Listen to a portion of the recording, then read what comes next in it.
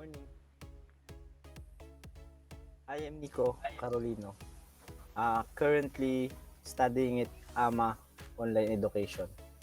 And here is our course project in the teacher and the community, school culture, and organizational leadership.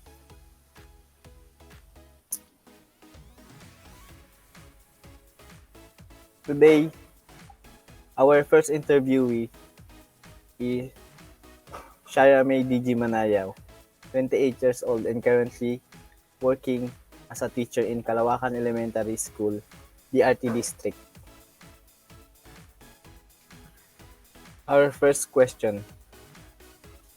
For you, what is an ideal teacher? So good morning, Nico. For me, an ideal teacher is not about perfection. Teachers who shows passion, effort, and dedication to his work is beyond perfect on his own. An ideal teacher are the one who perform his duties and responsibilities that cater the need of the learners. So it's of the learner, school, and the community. And lastly, an ideal teacher explore himself outside the box of the classroom to have personal and professional growth. Thank you. Second question. What is your teaching philosophy? My philosophy is teaching is a passion, not an option. If you teach with passion, all your works will be done with what you have seen it to be done. Your teaching life will move naturally without any pressure. You need to love your work as well as your learner, colleagues, and the community, and everything will follow.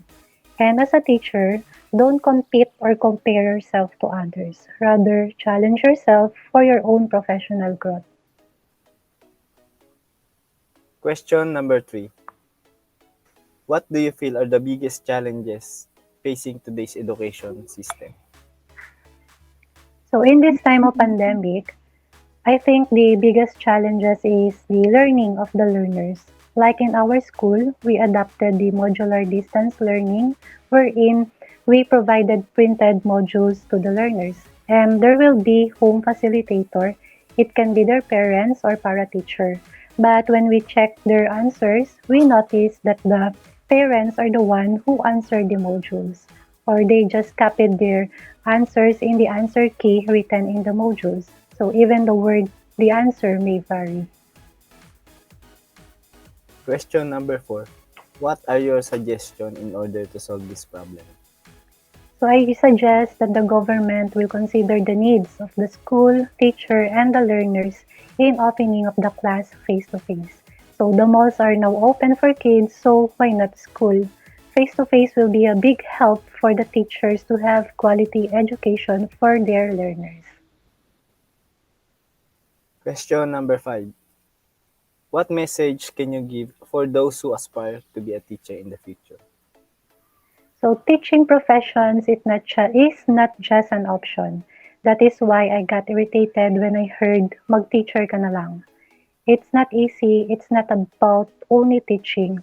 So first, you need to have creative mind.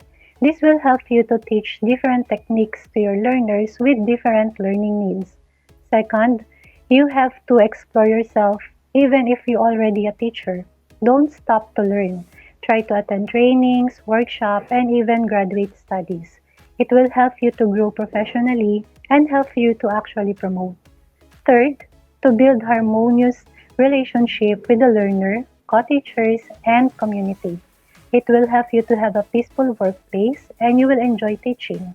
And lastly, teach with passion and you will do or perform those reminders I have mentioned. Okay. Thank you, ma'am. Thank you.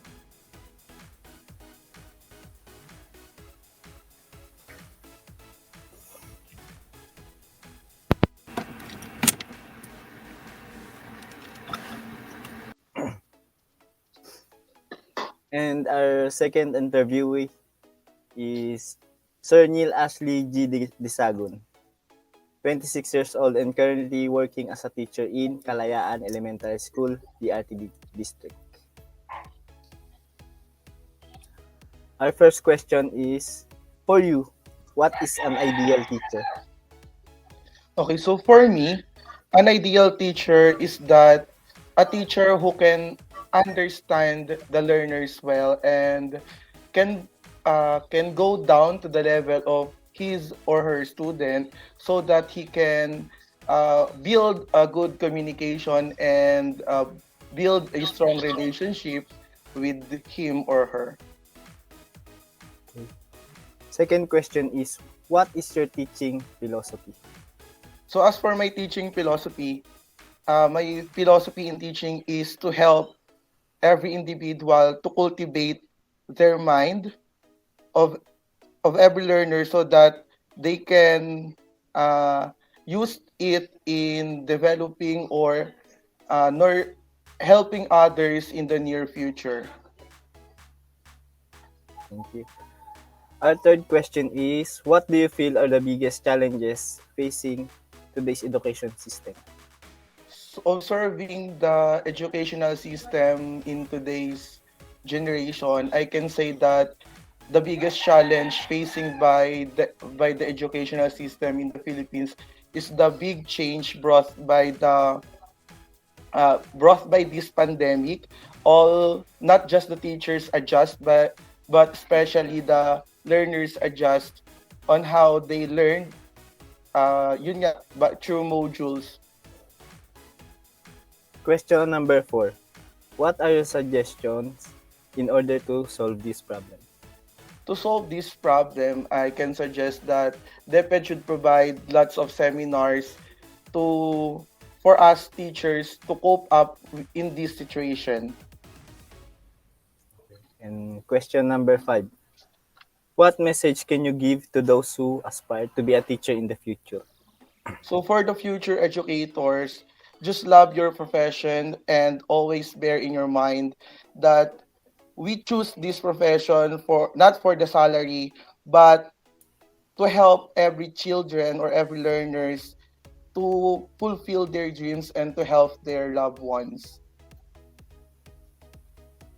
Okay, sir. Thank you. Thank you.